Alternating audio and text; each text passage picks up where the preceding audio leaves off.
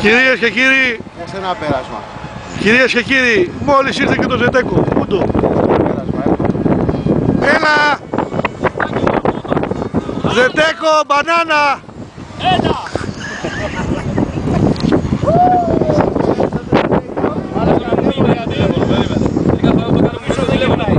Έλα, μπανάνα, έλα!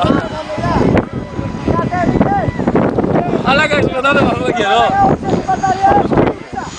Με το που ήρθα έφτιασα 5 κιλά χώμα από το στόμα μου. Λάσπη έβγαλα, χτίζουμε τώρα.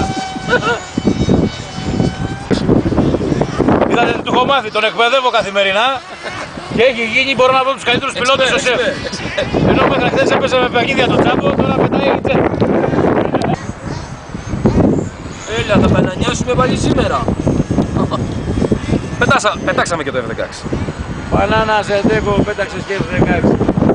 Εδώ ο Μάκης κάνει το καμεραμάνα, τέπτη. Ωραία προσγείωση.